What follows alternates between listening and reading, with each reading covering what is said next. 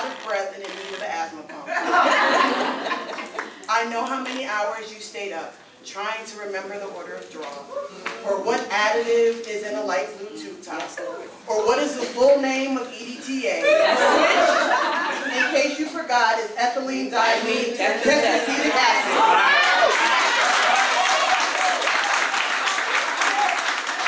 Right, saying that 3 times.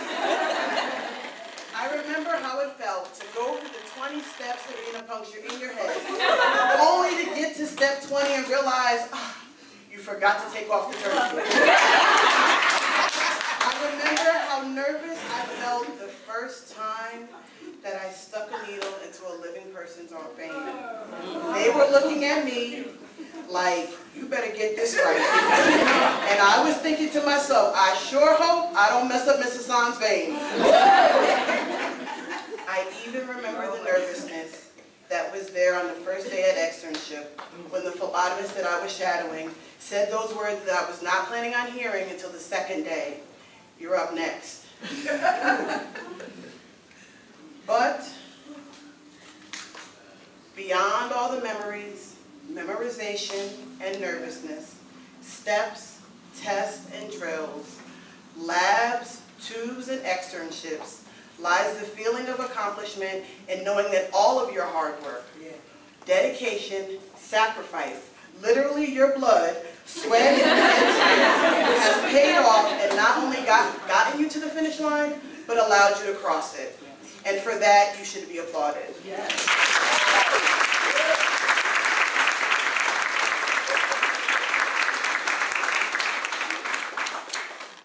As you leave here today, there are several pearls of wisdom, or needles of knowledge, that I'd like to stick you with. The first is be confident. Be confident in yourself and your abilities. Graduates from this program are some of the best phlebotomy students around. Eric, Gigi, and Mrs. San are always getting feedback from externship sites on how well-trained CONCAT students are. In my role as a phlebotomist at Yale, I've seen students from various programs and can personally vouch for the superior skills of CONCAT students. You have been given all of the tools and skills you need to be competent and confident phlebotomists.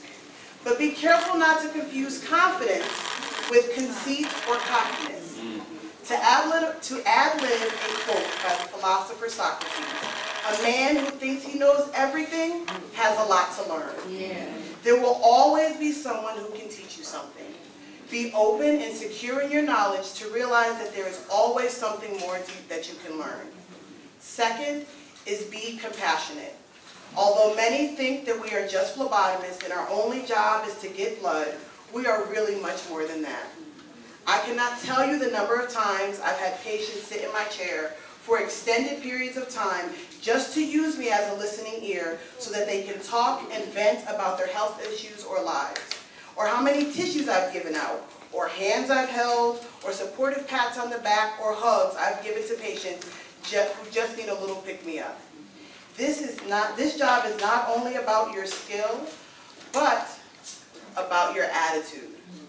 My grandmother used to say, you can catch a lot more flies with honey than you can with vinegar. You can make the difference between someone having an amazing experience or a scarring experience just by the way you interact with them. None of us are perfect. And we will all meet a vein or 2 or 20 that we just cannot get. But a patient is much more likely to allow you to have a second try if you treat them kindly. I always try to treat all of my patients as if they were my grandmother. My grandmother had Alzheimer's before she passed, and there were times when she acted outside of her normal character. But even in those moments, she was still my grandma, and I still wanted her treated well. The same can be said for our patients. At times, they may act in ways that are not always top-notch, but as professional providers, it is our job, and more importantly, our responsibility, to provide quality and compassionate care to all of our patients. Finally, be committed to continuing. The great Chinese philosopher Lao Tzu said, A journey of 1,000 steps begins with a single. A journey of 1,000 miles begins with a single step. Today marks your first step in the direction of your career as a phlebotomist. But don't let it be your only step. With any skill learned, whether it be riding a bike, juggling, driving, or drawing blood, you only get better with practice. So continue to practice so that your next step can be obtaining your certification.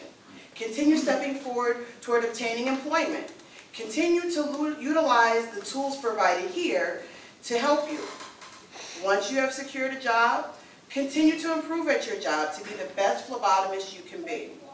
There's a phlebotomist that worked in my department for over 20 years. He retired shortly before I came on staff.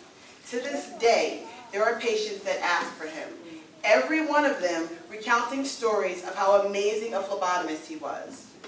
For some of you, being committed